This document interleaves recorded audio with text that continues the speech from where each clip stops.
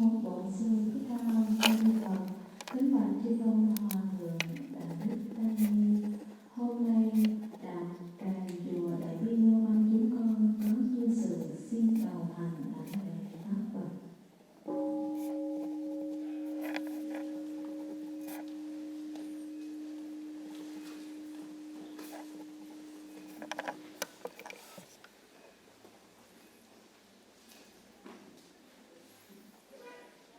Nam mô A Di Đà Phật. Kính bạch chư tôn hòa thượng đại đức tăng ni. Cứ mọi độ sinh về theo truyền thống của dân tộc Việt, đầu năm hay tổ chức hành hương Phật tử để cầu phúc cầu lộc. Hôm nay đạo tràng chùa Đại Bi Mô Âm chúng con cũng tổ chức hành hương để thể hiện tinh thần ẩn thị vinh nguyên, uống nước nhớ nguồn. Và hôm nay chúng con về xin đảnh lễ Phật, lễ tổ và cùng đồng thời đảnh lễ mừng thánh tế chư tôn hòa thượng đại đức tăng ni tại chùa Diệu Pháp, một năm pháp thể khinh an chúng sanh dị độ và Phật sự được viên mãn. Nam mô A Di Đà Phật. Và chúng con có chút tình tài phẩm vật để dâng lên cúng dường thập phương tam bảo. Xin quý ngài từ bi nạp thọ, nơi chúng con được con tri con đức. Nam mô A Di Đà Phật.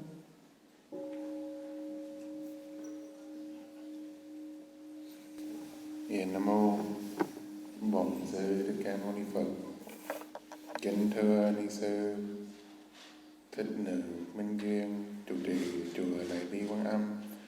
Kính thưa ni sư Thích Nữ Minh Huệ và kính thưa đại chúng của chùa Đại Bi Quán Âm, đại diện cho hòa thượng Thích Viên Ly, trụ trì Chùa Diệu Pháp và chúng đức tăng ni an minh. Mong chúc quý ni sư, sư cô, quý đại chúng một năm mới sức khỏe dồi dào, vạn sự kiết tường và thanh tâm luôn luôn lúc độ cái an lạc. Đức Phật dạy mình phải rất là tinh tấn trong cái sự tu học. Tất cả mọi việc trong thế giới đây nó không có cái gì là luôn luôn lúc nào có cái sự vô thường, luôn luôn lúc nào có cái sự thay đổi. Và nếu mình không tinh tấn trong cái sự tu học thì mình không có thể nào thay đổi được cuộc sống của mình trong cái đường hướng rất là vui. Thì trong năm mới mình hy vọng là quý Phật tử mình tinh tấn trong cái sự tu học, luôn luôn lúc nào cũng nhớ niệm Phật, tinh tấn trong cái sự hành trì thiền định. Như vậy một ngày nào đó quý đại chúng sẽ giác ngộ được trong cái đường hướng của Đức Phật muốn. Thì năm mới một lần nữa chúc quý Phật tử thanh tâm luôn luôn lúc nào an lạc. Nam mô Bổn Sư Thích Ca Mâu Ni Phật.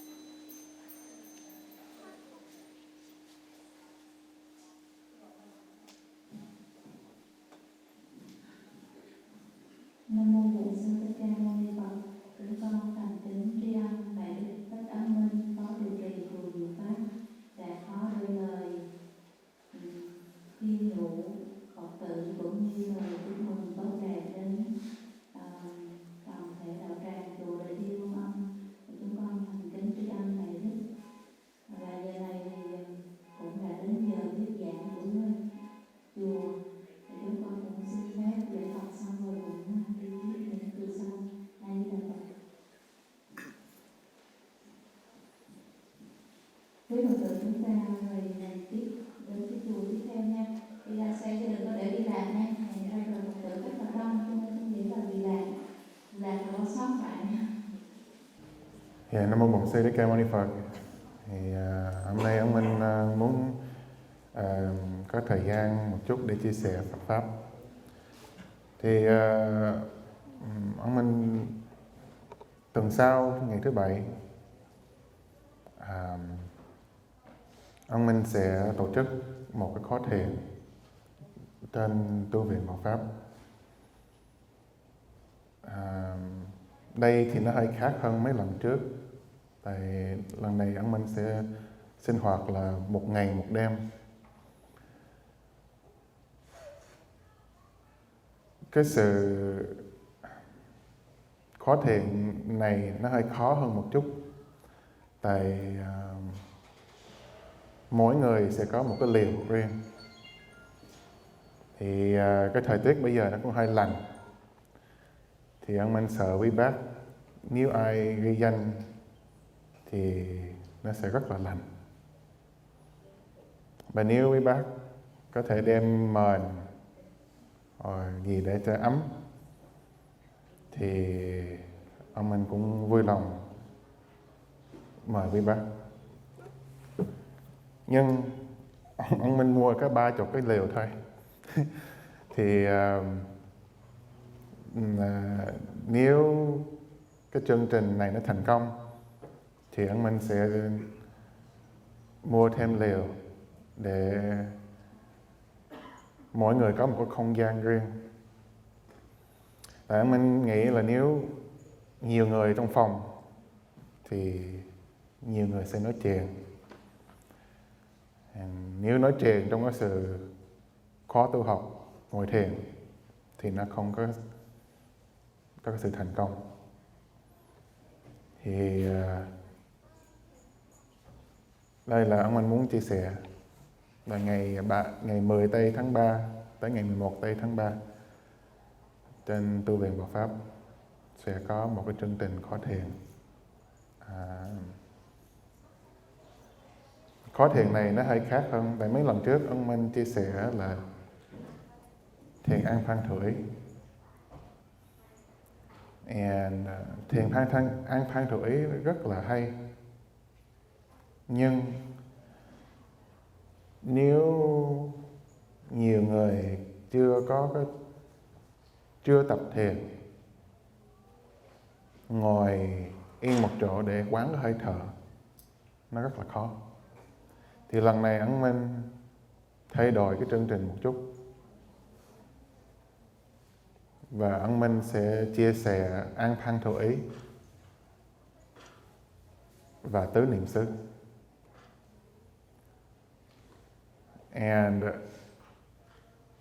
Thiền đây, cái cách ông Minh muốn chia sẻ là không có phải là trong chánh điện không, mà tu viện Bảo Pháp cũng có một cái suối, thì sẽ có một cái chương trình mình ngồi thiền kế cái suối để mình quán được cái tiếng nước. Trong lúc mình quán được cái tiếng nước, mình sẽ quán được cái suối. Trong cái quán được cái suối đó, mình sẽ thấy cái bài học rất là lớn của vô thường. Thì đây là một cái, ông Minh không có muốn đưa ra nhiều. Ông Minh muốn đây là những người mình quảng cáo thôi á. Là ai muốn tham gia thì ông Minh hết lòng xin mời quý Phật tử tham gia. Nhưng nó có 30 chỗ thôi. Nếu có sự nhu cầu nó lớn thì 1 tháng sau hoặc 2 tháng sau ông Minh có thể tổ chức một lần nữa. Sau cái đó sẽ mua thêm liều để cho quý đại chúng có thể có một cái không gian riêng. Đó là ông Minh muốn chia sẻ cho quý bác. Tại ông Minh biết nhiều người bây giờ sống một cái cuộc sống rất là không có hoan hỷ, có nhiều cái sự buồn phiền nó vô trong cuộc đời. nhiều cái sự thất vọng nó vô. Nhưng cái sự buồn phiền, cái sự thất vọng, cái sự thất bại, tất cả mọi việc đó là rất là bình thường trong cuộc đời, trong cuộc sống của mình. Nhưng cái cách mình respond nói tiếng Việt làm sao chứ nhạc vũ không quên này. Phản ứng á. Đối ứng rồi, đúng rồi, đối ứng. Cách mình đối ứng cái sự thất bại, cái sự thất vọng, cái sự buồn phiền, đó nó sẽ đem mình đến một cái hướng rất là tốt. Và nếu mình, giống như quý cô chú anh chị, nếu mình suy nghĩ, mình imagine đi, tất cả mọi người trong đây mình ở trên một cái tàu, mỗi người có một cái tàu riêng. Bây giờ mình đang đua với nhau, mình phải đi qua phần nơi này, mình qua nơi này. Mỗi người trong đây ai cũng có một cái tàu riêng. Cái tàu riêng đây là, nếu mình hiểu là cái gió nó thổi, tất cả mọi người cũng bị ảnh hưởng về cái gió này. Nhưng cái người nào trong đây biết chỉnh được cái sail, hoặc cái buồm, nếu mình biết chỉnh được cái buồm, cái sail, thì cái tàu đó sẽ đi qua nơi này, qua nơi này rất là lẹ. Thì người đó có thể thắng được cái đua đây, win the race.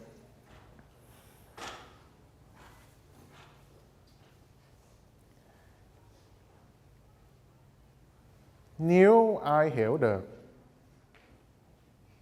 cái căn bản của thiền và cái căn bản của sống trong cái sự chánh niệm,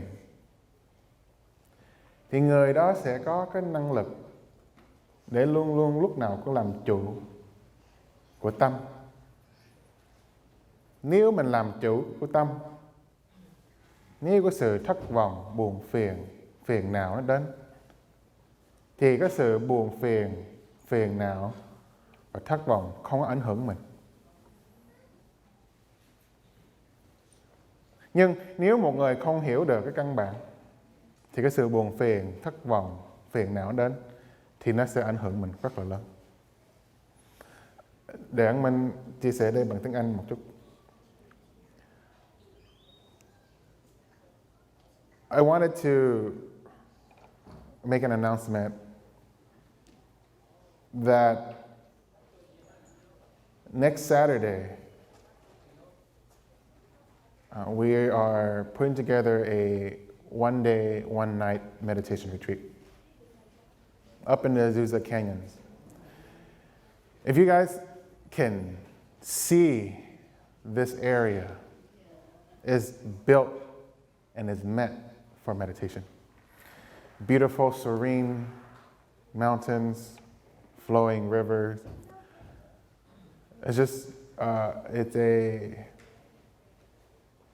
kind of like a paradise 20 minutes away from here, away from the city, but close enough to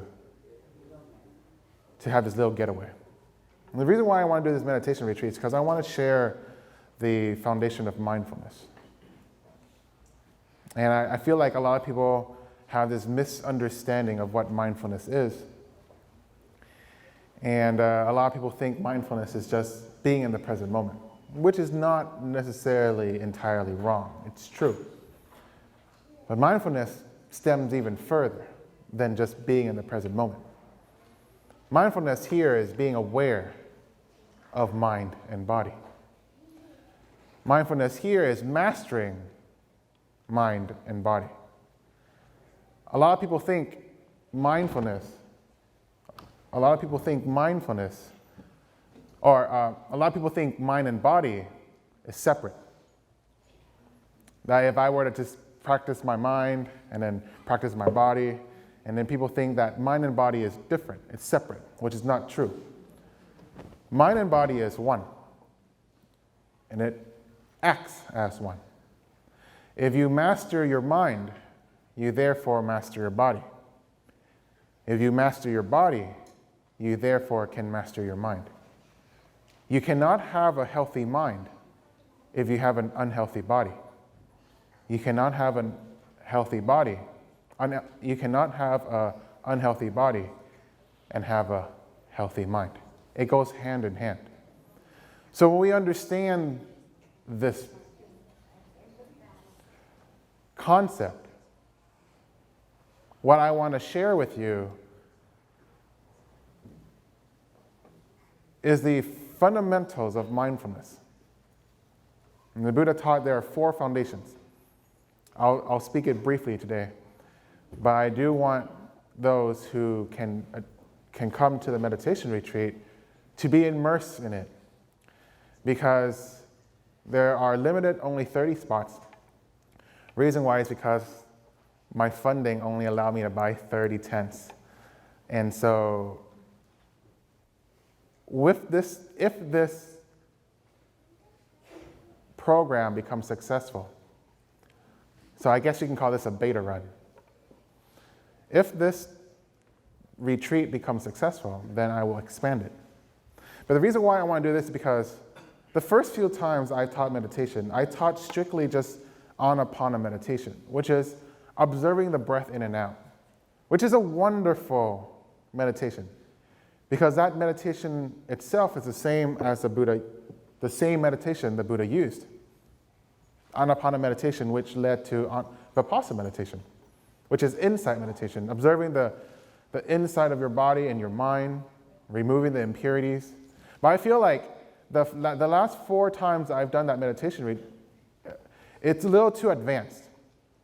For someone who hasn't been immersed in meditation, I'm asking them to sit for an hour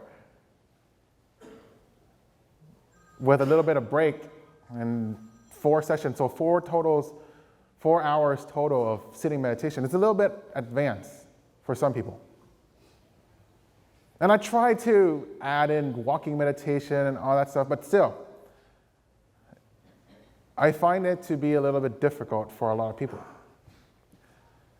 So my goal now is to revamp the entire program.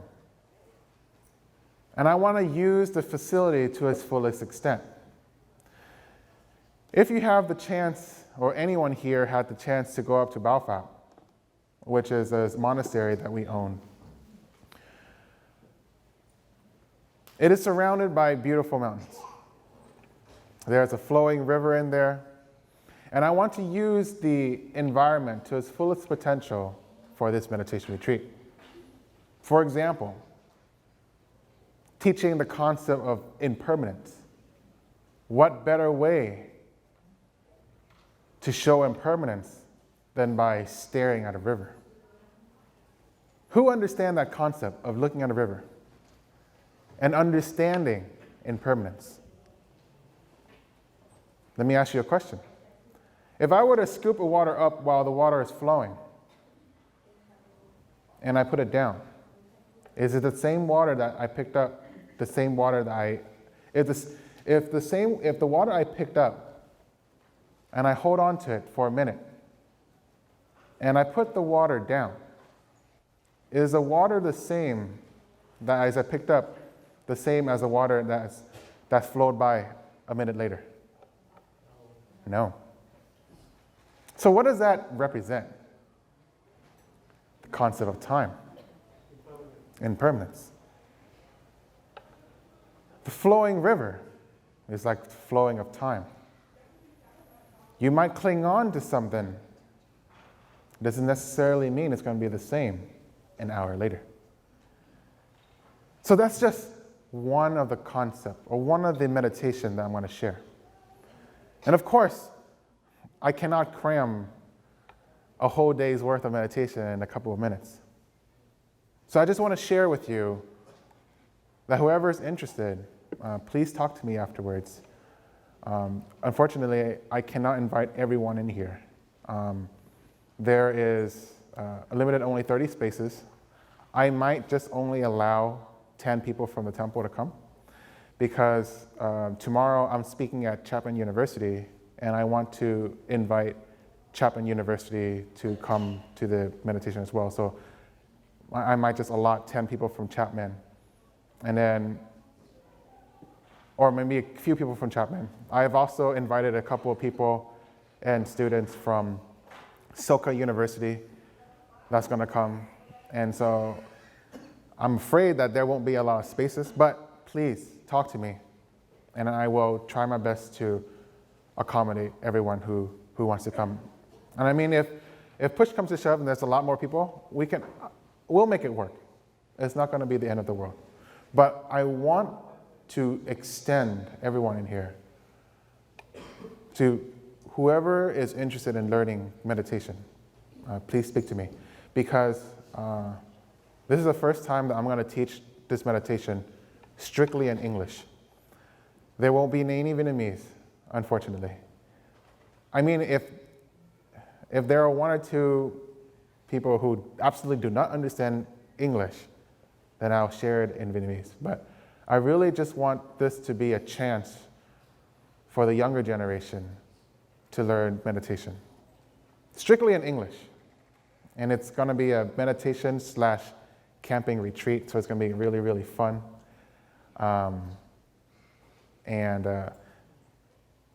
Also, in any retreat that I've learned, it's very difficult for us to do things without the help of volunteers. So if those who cannot come and participate in doing the meditation retreat, but you want to just be involved as well, then we're more than happy to look for volunteers. Volunteers to help set up food, volunteers to help set up the tent, volunteers to help set up equipment, and just volunteering to help set up or pass out food. We're not asking for an army. We're probably asking just like 5-6 people who wants to be involved and to be a part of us, who wants to share this journey of mindfulness. And so I just want to emphasize on that really, really shortly. But to going back to the meditation, the reason why I want to share this meditation is because a lot of people have this misunderstanding of mindfulness and being mindful of the present moment. And a lot of us go through ups and downs in life. A lot of us go through heartache, they go through business failures, they go through disappointment, they go from obstacles to obstacles. And a lot of us, even though we're good people, somehow, some way, life just seems to kick us in the butt and continuously push us down. The thing is, when you understand the concept of mindfulness and understanding how to control your mind, you start to see things as it is. You start to see the world as it is. You start to see that each and every one of us go through the same ups and downs.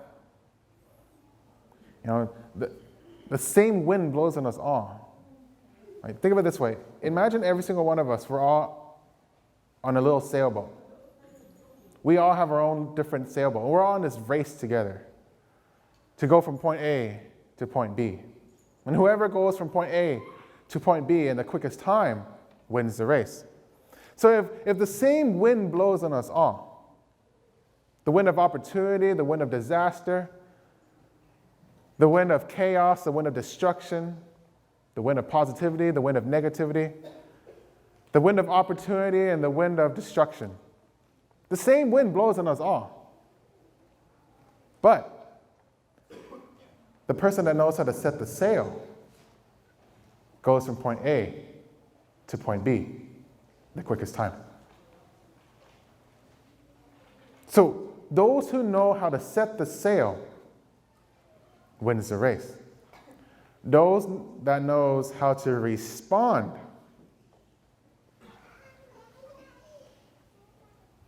succeed in life. See, when all these things come to us, and trust me, it comes. I might be a monk.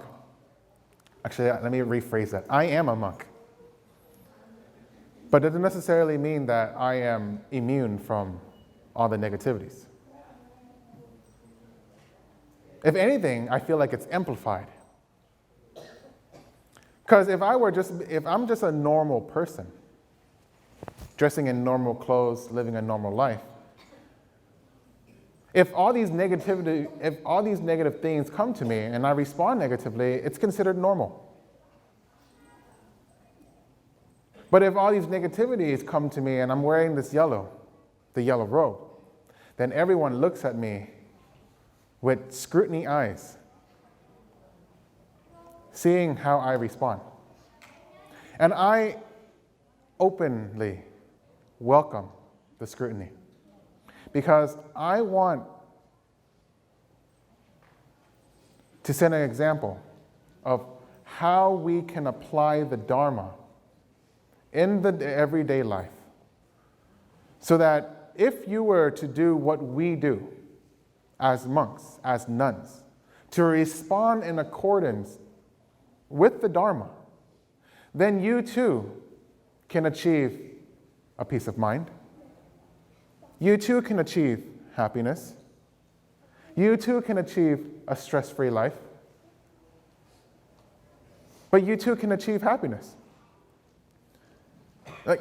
That's what everyone wants, is to be happy.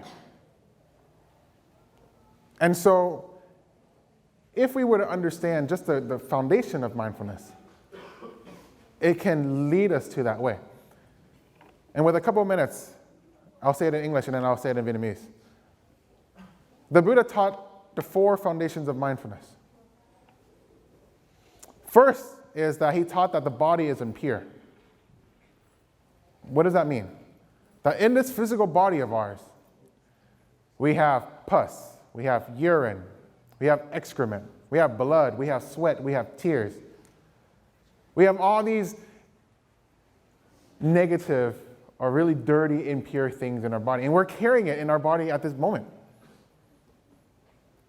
And why did he taught that? Why did he share that? Why did he say that? It's because he wants us to not be attracted and attached to this physical body of ours.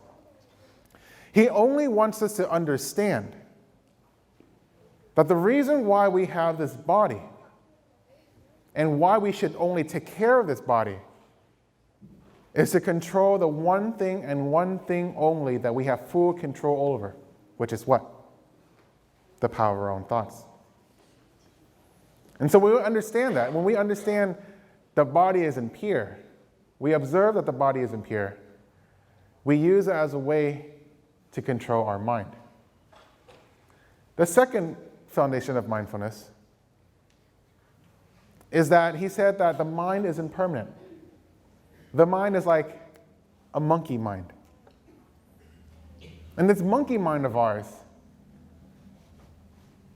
if we do not control it, it'll control us. If we do not take control of it, it will control us. So the person who controls the mind controls your life. So we understanding the monkey mind, an analogy I would like to use.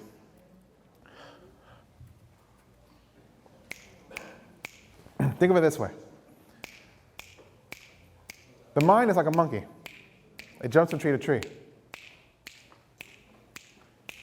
You might be sitting here, but your mind might be elsewhere. Mindfulness helps you be in the present moment.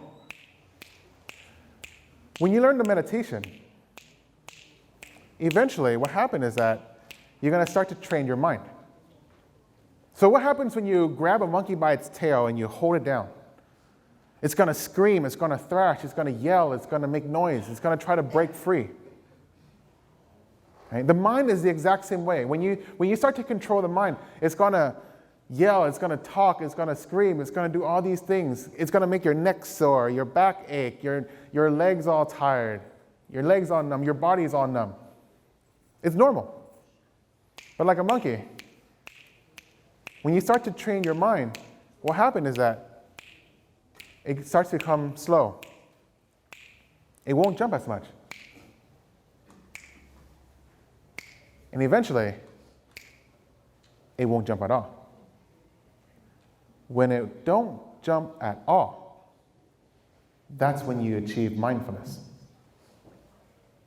At that present moment, when nothing is jumping anymore, when your minds aren't jumping, when your thoughts aren't jumping, at that present moment is when you achieve mindfulness. Now, at that moment, when you achieve mindfulness, what happens? Who's in control? You are. Now, when you're in control at that moment, what happens?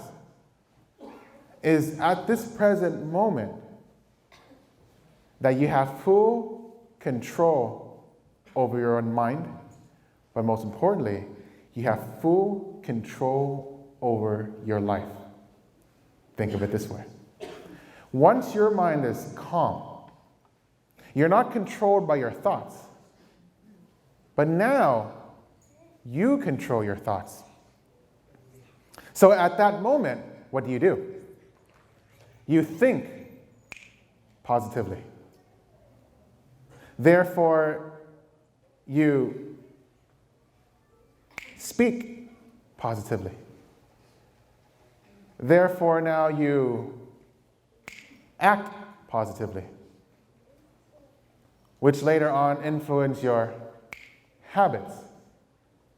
Now you have a positive habit, which later on influence your lifestyle. Your lifestyle defines your character. Your character is who you are as a person. You therefore achieve a positive life. Do you understand? So it all starts with mindfulness. It all starts with being in the present moment. All right. Third, the Buddha taught. He said that sensations leads to suffering. When you're not in control of your thoughts, and your thoughts are controlling you, it's very easy for us to fall victim of greed, anger, and ignorance. When we fall victim to greed, anger, and ignorance, what happens is that we start to react to it negatively. When we react to it negatively, what happens?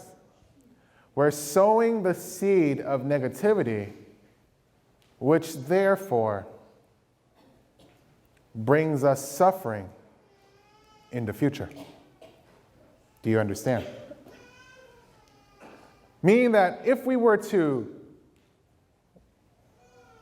not control our mind, and any time a negative emotion comes into our life, and we do not respond accordingly, instead we react negatively, that reaction of a negative emotion will bring us more suffering in the future. However, if a negative emotion arises in our mind, but we respond accordingly, meaning that we respond positively by applying patience and mindfulness, at that moment, we're not sowing seeds of negativity, but we're sowing seeds of positivity that we will later receive the benefits of our actions. That is the third foundation of mindfulness that the Buddha taught. The fourth foundation of mindfulness is that all phenomena are no self. All phenomena are interdependent. That where we are now, who you are now, what you are now, are all based on the decisions you've made in the past. That who we are now, the conditions come together for us to be here. Everyone in here all live separate lives. Everyone in here all have their own profession. Everyone in here all have specific skills that you're good at. Everyone in here all live different lives. However, the conditions came together for all of us to be in this room. March 4th, 2018, at approximately 11:39. However, once the conditions is over, roughly in 30 minutes, everyone will disperse from this room. This physical body of mine came together because all the conditions come together. If you want to talk biologically, you can say the sperm met the egg. Consciously, what does that even mean? Consciously means that once my physical body came together, my 5 physical senses came.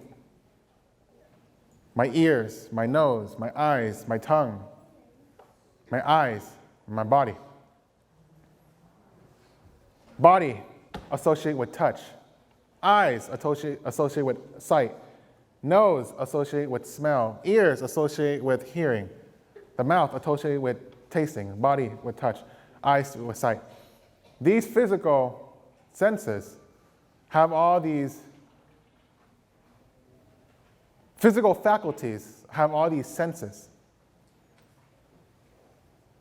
And when the eyes meet something or see something, it creates what you call eye consciousness, ear consciousness, nose consciousness, touch consciousness, sight consciousness. All these things come together to form the reality that we experience every single moment, every single second. And if we're not in control of these senses, if we're not in control of how we respond to these things, all of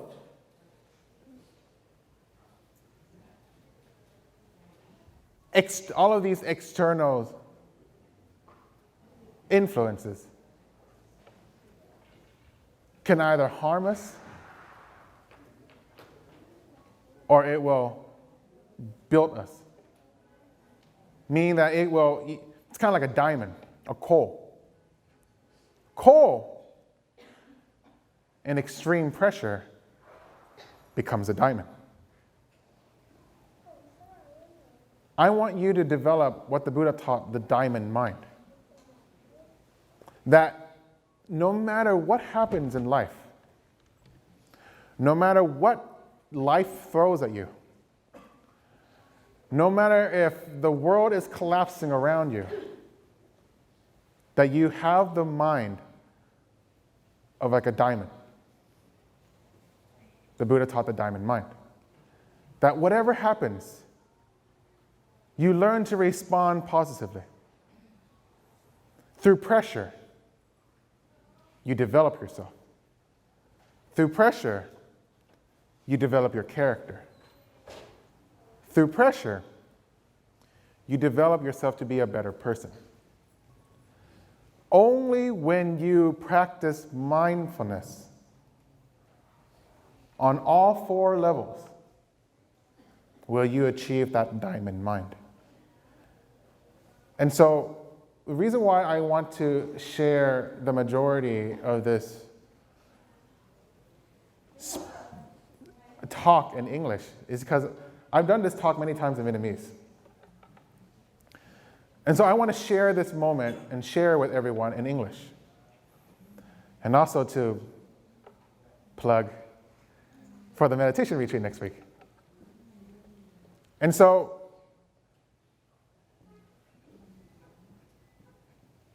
what I said today is no different than you going to a restaurant and hearing the person at the next table is saying how amazing this burger was. Oh, the burger was amazing, the burger was good, or that bowl of pho was good, the bowl of noodles was amazing. But if you have never tasted it, you do not know how amazing that burger or that food is. I can stand here and I can talk for a long time. I can stand here and I can talk the entire day on mindfulness. But if you do not experience it, it doesn't mean anything. I want you to have the chance to experience it next week. If you experience just a tiny glimpse of it, I guarantee you it will change your life the same way it's changed mine. And so, unfortunately, we don't have much time to continue further. I hope that whoever is interested, please talk to me afterwards, and then we'll set everything going. And so, again, I hope that each and every one of you have a great and wonderful day. Bây giờ ông Minh xin lỗi quý bác, quý cô chú. Hôm nay thời gian không có nhiều, và ông Minh muốn nói nhiều bằng tiếng Anh hơn bằng tiếng Việt. Có gì lần sau ông Minh sẽ chia sẻ cái bài này bằng tiếng Việt cho quý bác để cho chuẩn bị cho tuần sau. Và ông Minh chúc quý bác một ngày Sinh nhật vui vẻ, hạnh phúc và thân tâm luôn luôn lúc nào có an lạc. Dạ Nam mô Bổn Sư Thích Ca Mâu Ni Phật. Dạ, xin mời đại chúng đứng dậy để hồi hướng để trước khi làm lễ cầu an, cầu siêu hàng tuần của Chùa Diệu Pháp.